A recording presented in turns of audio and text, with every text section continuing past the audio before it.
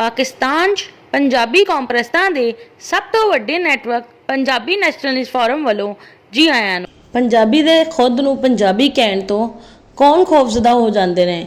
ਪਾਕਿਸਤਾਨ ਮੁਸਲਿਮ ਲੀਗ ਨੂਨ ਦੇ ਰਹਿਨੁਮਾ ख्वाजा आसफ ਦੇ ਕੌਮੀ ਅਸੈਂਬਲੀ 'ਚ ਪੰਜਾਬੀ ਜ਼ੁਬਾਨ 'ਚ ਖਿਤਾਬ ਕਰਨ ਤੇ ਕੀਤੇ ਜਾਣ ਵਾਲੇ ਇਤਰਾਜ਼ ਦਾ ਜਵਾਬ ਦਿੰਦੇ ਹੋਏ ख्वाजा आसफ ਨੇ ਕਿਹਾ, ਪਾਕਿਸਤਾਨ ਦੀ 65% ਆਵਾਮ ਦੀ ਜ਼ੁਬਾਨ ਪੰਜਾਬੀ ਹੈ।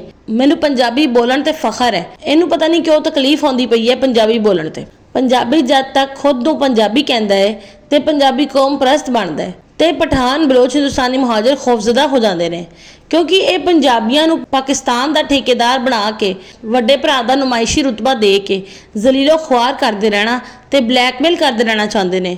ਪੰਜਾਬੀ ਕਸ਼ਮੀਰੀ ਹਿੰਦਕੂ ਡੇਰਾਵਾਲੀ ਦਾ ਸ਼ੁਮਾਰ ਪੰਜਾਬੀ ਕੌਮ 'ਚ ਹੁੰਦਾ ਹੈ। ਜਦ ਪਾਕਿਸਤਾਨ ਦਾ ਤੇ ਆਲਮ ਇਸਲਾਮ ਦਾ ਖਿਆਲੀ ਠੇਕੇਦਾਰ ਬਣਨ ਦੇ ਨਸ਼ੇ ਤੋਂ ਬਾਹਰ ਆ ਕੇ ਪੰਜਾਬੀ ਕੌਮ ਪ੍ਰਸਤ ਬਣੇਗਾ ਤੇ ਆਪਣੀ ਜ਼ਮੀਨ ਜ਼ੁਬਾਨ ਸਕਾਫਤ ਤਹਿਜ਼ੀਬ ਤਾਰੀਖ ਦੀ ਫਖਰ ਵੀ ਕਰੇਗਾ।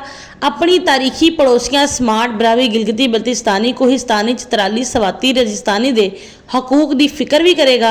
लेकिन ये पठान बलोच हिंदुस्तानी मुहाजरां दे लई एक डरावना ख्वाब है। Punjabi nationalist forum PNF Khawaja Asif नूं कौमी असैंबली च बेबांगे धल अपनी मां बोली जुबान पंजाबी बोलण ते इस ते फखर करन ते खराज तहसीन पेश करता है। पंजाबी नैशनलिस्ट फोरम PNF उम्मीद करता है कि ख्वाजा आसफ पंजाब की तालीमी ते दफ्तरी जुबान के नाल पाकिस्तान की कौमी जुबान पंजाबी बनवान च अपना भरपूर किरदार अदा करनगे।